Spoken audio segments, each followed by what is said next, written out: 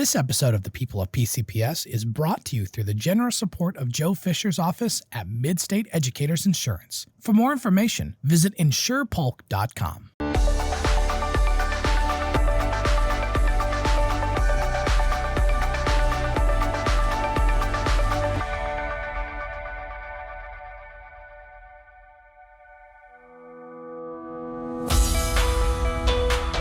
Welcome to the People of PCPS, a Polk County Public Schools podcast. This podcast is dedicated to telling the stories of teachers, paraeducators, support staff, students, volunteers, alumni, and all the people who contribute to Polk County Public Schools. Whether they're working in the school district, learning in our classrooms, or using their education to improve our community, the people are what make Polk County Public Schools great. Let's get to know our colleagues, our students, our neighbors, and our friends, the people of PCPS. Welcome, everyone, to the People of PCPS podcast. I'm Senior Director of Communications, Rachel Pleasant. This is a podcast that we've created to talk to the people of Polk County Public Schools because we believe it's the people, the teachers, the support staff, the students, the parents, the volunteers, the administrators. It's the people of this organization that make it great. And so this is a special time that we've created just to set aside and talk to them and get to know them better and tell their stories. And I'm very excited to have with me today Ben Ruch, who's with the Hearth Program. Ben, what's your exact title with the Hearth Program? Homeless Liaison. Homeless Liaison. And Hearth stands for? Homeless Education Advocates Restoring the Hope. So I venture to say that many of our listeners and many of the people just out in the community just flat out don't know that we have a program specifically dedicated to homeless students, because when you think of the sort of traditional K-12 experience, you don't think about students who don't have a consistent place to live. And that's but we do have that population within our system, and you help them. So tell me just, for those who have no idea about the Hearth, just give us an overview of what the Hearth Program does. Sure. So there is supposed to be a homeless liaison assigned in every public school district in our nation. And some districts that are larger, like ours, have a whole homeless education program. The reason this is there's a federal law called the McKinney-Vento Act. And McKinney-Vento Act was put in place to make sure that our students experiencing homelessness were having their needs being met. Because what we were seeing years ago is a lot of our students who were losing their homes and ended up in homeless situations were falling behind in school. And a lot of the needs that they had weren't being met. And of course, we know when students fall behind in school, they're at risk of not graduating, not being promoted every year. So our homeless education program, the HEARTH Project, we serve the homeless student population in our district. Believe it or not, over the past several years, we've consistently identified over 3,000 students experiencing homelessness per year. In fact, a couple of years ago, when we had the hurricanes come through, we identified over 4,700. So, and as shocking as that number sounds, it's likely higher. We do our best to identify as many students as possible, but there's always some that slip through the cracks. So it's our job to try to find them. But as far as what type of program we are, how we provide support, a lot of the support we provide is covered under the McKinney-Vento Act, the law that I mentioned earlier. But there's several other things that we do that are kind of outside that parameter that we assist with as well through different kinds of funding. But there's two main components of the law that we assist our students with that have experienced homelessness, and that is removing barriers to education for those students. If we have a family that got evicted or lost their house in a fire, and they say they move into our district and they want to enroll their kids in school. Well, if they're staying at a motel because they don't have housing right now, they're not going to have the proofs they need to enroll their students in school. So ordinarily, they'd just be sitting out of school. Because of the law, we're allowed to and we're able to help facilitate the immediate enrollment of students in these types of situations, students that don't have all the required documents for enrollment. Say there was a house fire and their birth certificate and other items needed for enrollment were lost in the fire. It's our job to make sure that these students get enrolled immediately and fully participating in school activities. So kind of removing that barrier is the number one thing outside of identifying the students. Removing any type of barriers to school, to education for the students is like one of the most important things we can do. The second other kind of really important component of the McCain-Vento Act is school stability. So we have families that are highly mobile. I had a family a couple of years ago. They moved 8 times in the first 2.5 months of school. 7 of the 8 addresses were zoned for 7 different schools. Wow. So, I mean, can you just imagine a family, young kids, moving 8 times in 2.5 months? I mean, that, for me, that's mind-boggling. It's hard for me to even imagine that. Imagine them, now kind of picture them having to switch schools 7 times in 2.5 months. There is no way these kids would have a chance at succeeding. So the federal law, what it allows us to do is keep the kids at their school of origin, and anytime they move, if it's not zoned for that school, our program is able to partner with transportation and make sure that they're able to stay at that school and receive busing. Creating that school stability is a huge component of helping students who are experiencing homelessness get promoted every year and eventually graduate. There was a study done several years ago regarding students who were part of military families, and the study showed that every time students moved, they fell behind in school about 4 to 6 months. So right there, it's kind of a picture of how important school stability is to really any student, but Gotcha. more, I think even more so with students experiencing homelessness, just because going back to that example I provided, I think it's traumatic for a child to move that many times. And I think it would be even more traumatic for them to change schools that many times. Sure. Yeah, there's no consistency. You don't know where you're waking up every morning, really. Yeah, exactly. At that rate. Many of us are fortunate to have never experienced homelessness or had any direct close contact with someone experiencing homelessness. So we may have a certain picture of what homelessness means in our minds, someone literally on the street. But homelessness takes many forms. Can you share some examples of the kind of homelessness that you've actually seen in our district? Sure. So to be technical for a second, the McCain-Vento Act does define homelessness as students who lack a fixed, regular, adequate nighttime residence. In our district, we primarily, the students that we identify, a majority, I would say, are students who are doubled up with friends and family because of some form of lost housing.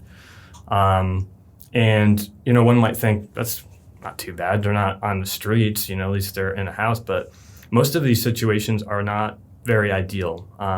We've had families that we visited and, they are staying with a relative and they're given kind of an enclosed living room that they're able to stay in. But they're given times in which they're allowed to use the kitchen. They're given times in which they're allowed to use the bathroom.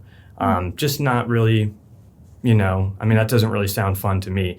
We also have, a lot of the families that are doubled up, they're doubled up with folks who are at risk of being homeless themselves. We've had families that were evicted because they took in family who got evicted. So, it's just not an ideal situation. And as far as I'm concerned, being doubled up just kind of compounds the problem and the situation. We have a lot of families that are staying in budget motels because they have some form of income, but they don't have enough to get into a place. They maybe don't even make enough to, like, if they were able to get into to afford a rent, but they are able to afford some of the monthly payments or weekly payments at some of these budget motels. An example I share all the time is Memorial Boulevard in Lakeland. Those are the types of motels. I've spoken with some of these families. These motels, there's a lot of unfortunate activities, I guess I'll put it that way, going on in and around these motels. Some of these motels, aren't the cleanest, not the safest. I'm not a parent, but if I was, I'd be afraid to stay in some of these places with my children. Of course, we do have some nice shelter facilities in Polk County, Salvation Army in Lakeland, Winter Haven, Lighthouse Ministries. I'm sure I'm leaving some out, but so we do have families that are in that type of living arrangement. Substandard housing, that's kind of a huge problem here in Polk. I think the hurricanes of 3 years ago made, what we had, substandard housing made a lot of that even worse. But, we have families in Mulberry and trailer parks that are deplorable. The conditions are, 4 families living in a single wide. The trailer, basically it's divided with like shower curtains so that the families have their own little spaces, the windows boarded up, you can see through the floors. You open the door and the bugs scatter, holes in the ceiling. So when it rains, they have to put, buckets or tarps. So we have kids living in these types of conditions. We have families that are living in sheds and on properties, some that are living out of their cars. Last night, past few days, it's been pretty cool. I mean, sometimes at night when it's cool like that, I think of some of these families and just, breaks my heart. There's other types of living situations we do see, but the ones I mentioned are kind of the ones we see most frequently. And I think a lot of them can be the types of situations that, a lot of people you had mentioned probably aren't familiar with our program. And I think, in addition to that, they're completely unaware, it's not their fault, but they're completely unaware of the kinds of conditions that our students in this district are living in. So to help these students, first you have to identify them, and that happens, they self-identify somewhat, right? Yep. And then for those who don't, and you maybe get word or somehow notified that there may be a student experiencing homelessness, what do? Do you go to these places? Do you physically track them down? Or how do you reach them when they're transient? And it's tough. Identification is like I had mentioned earlier, it's before we can do anything, we have to do that. Mm-hmm. And there's never going to be a time in which, as a program, we've made it as far as identification. I mean, it's something we're always going to have to, try our hardest at and get creative with. As I mentioned earlier, we identify thousands of students in our district every year who qualify. Last year alone, 3,737.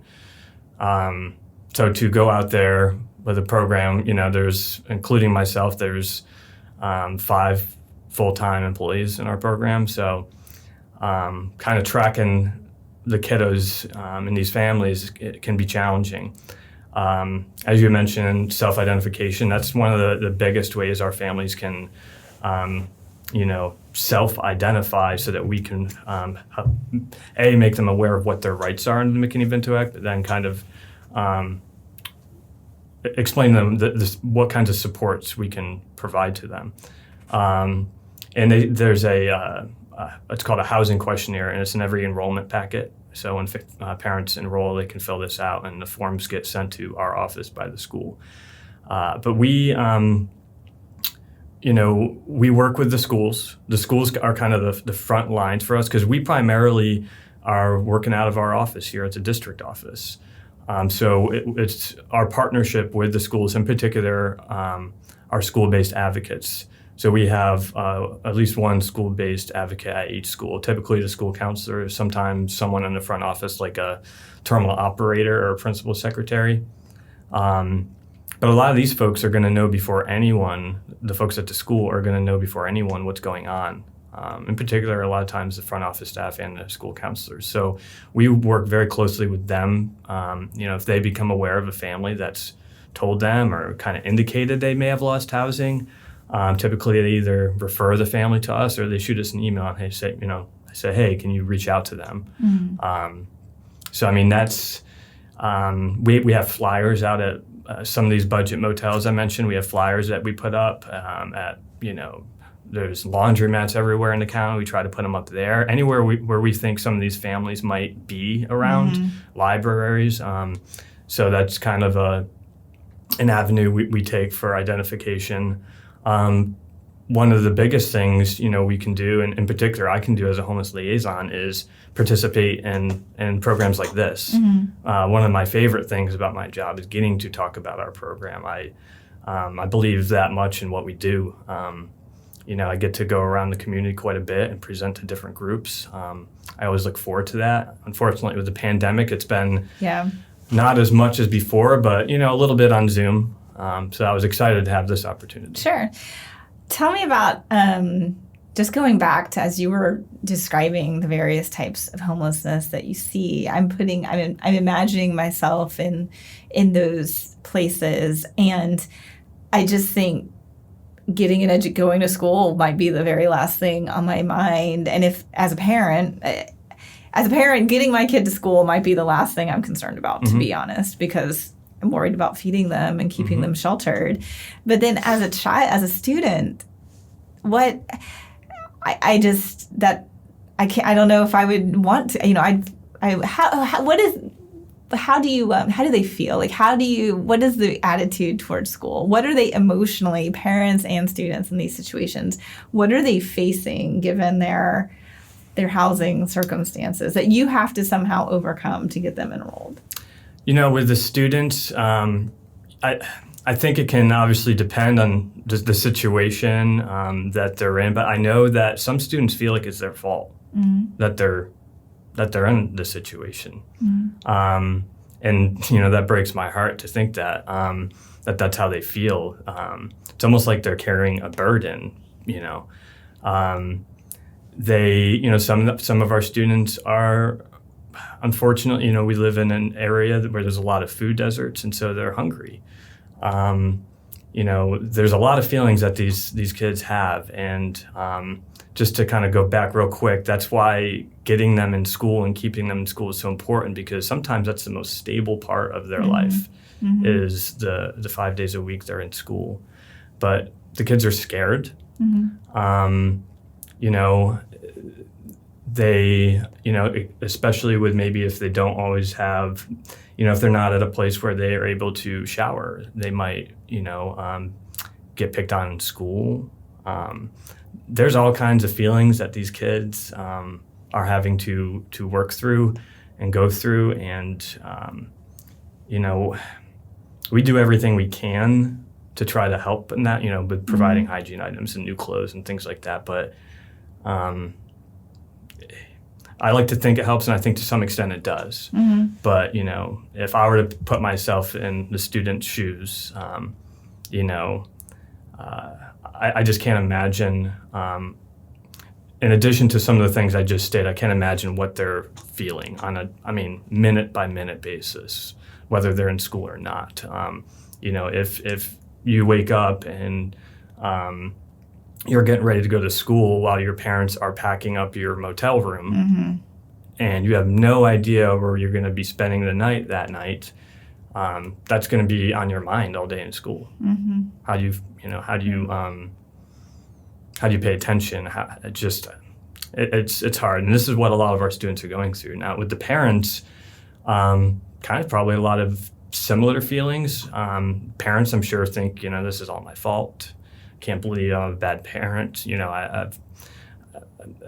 I can't feed them. I don't know where we're going to spend the night. So they carry a lot of guilt, I'm sure. And I know through talking with them that I've had parents who will tell me, I'm not a bad parent. We just have hit hard times. Yeah. And of course that's true. They're not bad. They just hit hard times.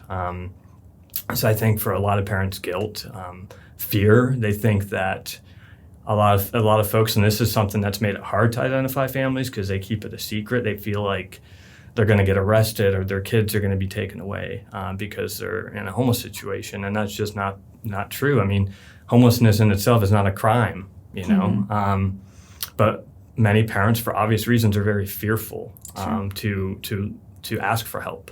Yeah. And same for the students, you know. A lot of times the students want to ask for help as well, but they're afraid that if they say anything, they're going to get their parents in trouble, and then they might be taken away from their parents. So, you know, these are some of the things, you know, when it comes to what the parents and students are feeling. These are some of the things that you know, we've seen. Yeah.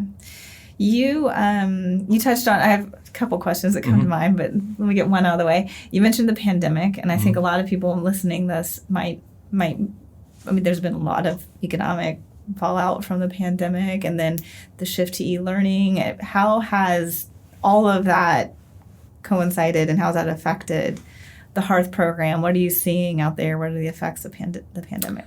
The biggest effect of the pandemic for our program, and actually homeless education programs in our surrounding counties, Hillsborough and you know, Pasco. I'm very pretty close with a lot of the other homeless liaisons in the other counties, and all of us across the board. One of the areas that it's really kind of affected our programs is with identification. You know, what we talked about earlier. When students, I'd mentioned, you know, a lot of times students or families, when they come into the schools, they share things with the front office or the school counselors. If they're doing e-school, those opportunities to share with school staff are just really not there. So a lot of the families who have lost housing, if they have access to a device and Wi-Fi, the students able to participate in class no matter where they are, which is a great thing. Mm-hmm. But on the reverse side of that, we have a lot of families that I'm pretty sure are, you know, losing housing, and because it's not really interrupting the kids' schooling because they're doing e-learning, we're not being made aware of it. And so therefore we're not able to let them know what their rights are under the McCain-Vento Act and what kinds of supports our program offers, you know, from school supplies to, you know, tutoring to help with, you know, getting access to healthcare. You know, so definitely the biggest effect of the pandemic so far has been, you know, how it has affected identification. You know, the federal eviction moratorium was set to expire at the end of the year. Mm-hmm. And it has been extended to January 31st. But when that is lifted, whether it may get another extension, I'm not really sure, but eventually when it is lifted, we anticipate a lot of families being evicted, foreclosed. And so we're doing our best to kind of get the word out there. In fact, your office has helped us with that by putting out emails and sharing videos. So, you know, we're just trying to kind of anticipate that and do our best to really get the word out there and make sure as many people as possible know about our program. Mm-hmm. You did not set out to do this necessarily. You were going to work with, I believe, the elderly population. Yeah. How did you arrive here at the district? What was the path you took, and why was the homeless population, how did that come to be something that you feel so passionate about? Yeah, so like you said, I kind of initially felt like I was called to work with seniors at some capacity. Due to my close relationship with my grandparents, I kind of got a passion for that. But when I graduated college, I had a little bit of trouble trying to find work with my psychology degree. And I was working at Starbucks at the time and just happened to kind of befriend a customer who worked at the Salvation Army. And there was a case manager position available at the Salvation Army shelter in downtown Lakeland. And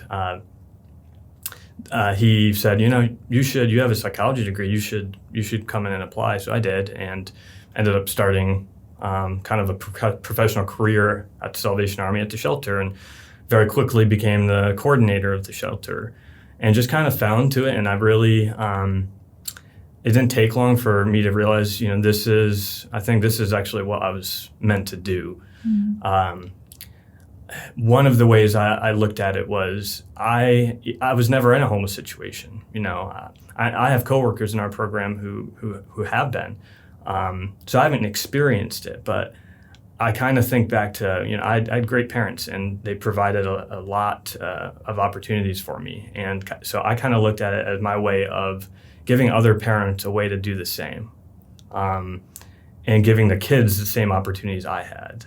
So that's kind of the way I kind of fell into it. And I did that for about 5.5 years. And I had been partnering with Hearth as a shelter director, attending quarterly meetings with them. And Dee Dee Wright, my predecessor, who kind of grew this program into what it is. And she had created a new position in the program, or another position in the program, I should say. And I immediately was interested and applied for it and got it.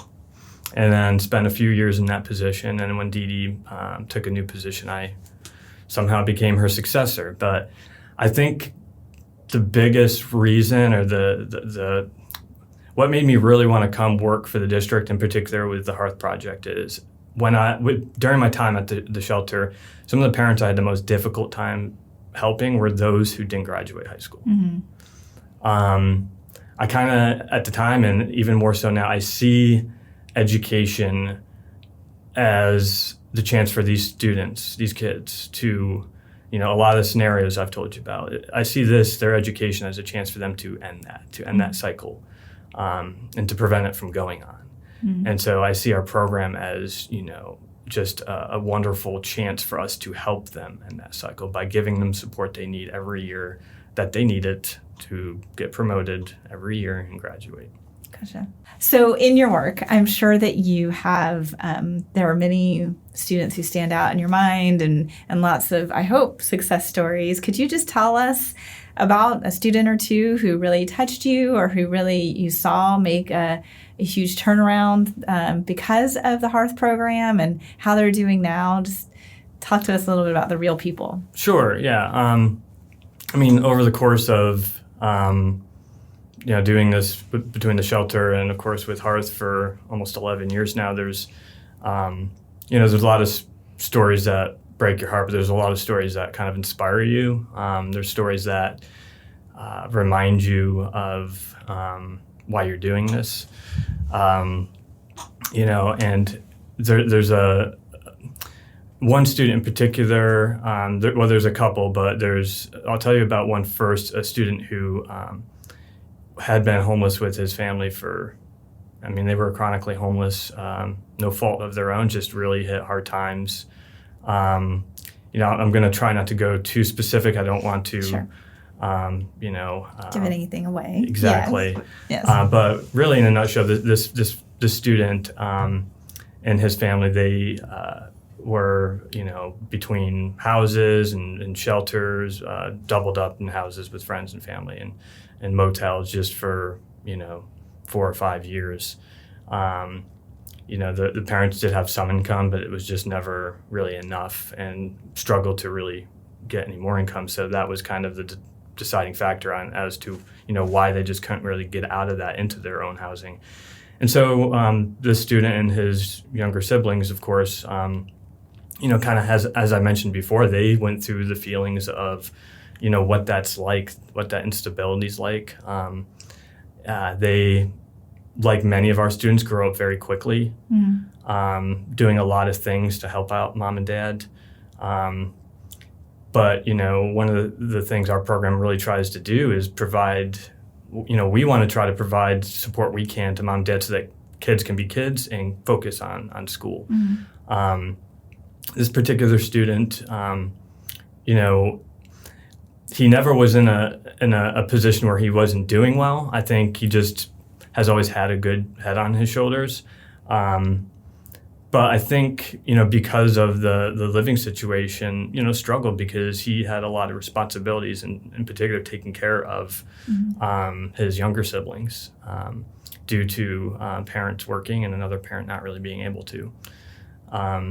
So, I think through services that they were provided from another program I was involved with to this program, we were really able to provide that support for all the students, but in particular this student. The reason it is one that comes to mind is because he, over the course of those 4 to 5 years, every year he was promoted and got impeccable grades. And I kind of lost touch with the family for about a year or two, and I happened to run into him at one of our annual graduation luncheon for our seniors who are experiencing homelessness.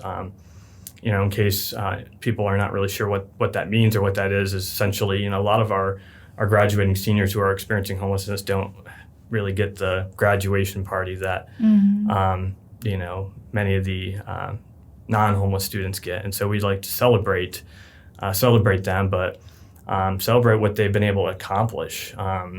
With everything going on for these kids to make it is just, it's absolutely, as I mentioned before, it's inspiring and it's wonderful. And I ran into this young man at this luncheon, and I was just so proud of him because I knew what he had gone through. I knew what his family had gone through, and to see him there a week or two away from graduating, telling me that he is going to go into the Army, go into college and then go into the Army. That was the plan, and so far over the past few years has stuck to that plan. Wow. That's again, like I mentioned, we do have students who really do struggle, and I think his struggles weren't so much academic. I think it was more of what was going on at home.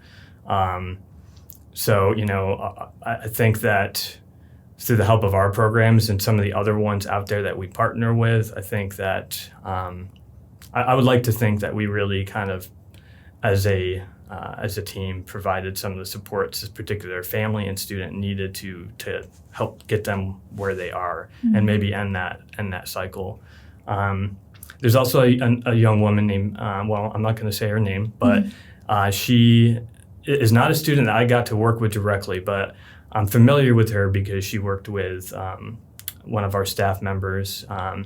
And she was, I don't think I've mentioned it yet, so this is a perfect time, but we do have quite a few unaccompanied high school youth in our district. These are students who they are not with their family for whatever reason. Maybe they were kicked out, maybe they ran away. But this particular student was an unaccompanied high school youth. And she received assistance through Nikita in our office, who's no longer in our office, but she was our unaccompanied high school youth school social worker. And this young woman just has such an amazing story, what she was able to overcome. And through Nikita's assistance with, whether it be getting access to needed medical services, to applying for FAFSA, to making sure graduation requirements were being met, so many other things that I'm probably not thinking of right now, but this young lady was able to graduate, and since then she's actually become a pretty big advocate for students who are in her type of situation. She's on our homeless youth task force that we have, and one of the kind of proud things that we talk about regarding her is, she, when I say advocate, I mean she's an advocate. She met with HUD Secretary Dr. Ben Carson to advocate for the alignment between the HUD definition of homelessness and the McKinney-Vento Act definition of homelessness. So, we've had students as well in our program who have been, the top of their class, a valedictorian. These kids are bright kids and just need support. There are so many amazing stories out there of these kids that have just gone through so much and have been able to turn it around. And I think that on some level, our program and some of the other programs I mentioned before that we partner with really can kind of make that difference for them. I would imagine that as people listen to you talk on this episode, that they may be inspired to help in some way. How can you help the Hearth Program? Anyone out there, what do you need from them? What could you use? So people can support in all kinds of different ways. Of course, there's the monetary way, and folks can write checks to the Polk Education Foundation with Hearth in the memo line. We can always use hygiene items. A lot of times there's specific needs that we have throughout the year. So I always encourage folks to call me. And if there's something specific they can help us with at that time, I kind of let them know, hey, these are our needs right now. And of course, we could always use some volunteers every now and then to help out around our portable, to get things out to kids and to organize. So, but yeah, anyone interested in helping can always reach out to me, and I can let them know, what our specific needs are at that time. Okay, we'll provide your contact information at the end of the show.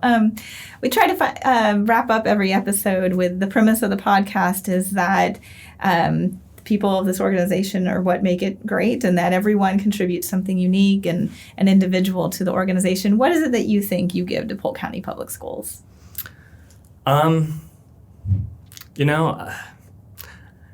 I try to be as humble as I can. So that's a tough question for me to answer. I hate to say that because I feel like I feel like you should ask my staff that. Okay. No. But in all seriousness, I think, to be honest with you, I bring awareness about our homeless kiddos. I think that I bring 11 years of knowledge on how to serve this population. And I think I just bring a passion to do that. I bring a passion for our kids to be in school, to have the support they need. And as I've mentioned probably about 4 or 5 times before, be promoted every year, graduate, and end that cycle.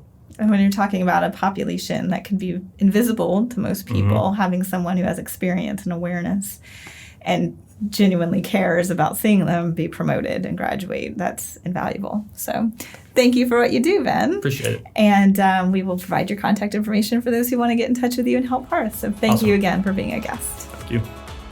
Did you change careers to become a teacher, para, or bus driver? Do you remember the moment when you knew a career in education was right for you? Are you a PCPS alumnus who remembers the teacher who made you believe you were capable of great things? Are you a student who is already putting your K-12 education to work in our community? We all have a story to tell, and those stories are part of what makes PCPS great. Tell us yours. To be a guest or to nominate someone you know to be featured on The People of PCPS, fill out the form posted online at polkschoolsfl.com/podcast. Thanks for listening.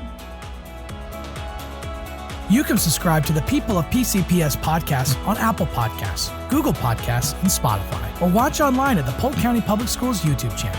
To learn more about the People of PCPS and other Polk County Public Schools podcasts, visit polkschoolsfl.com/podcasts.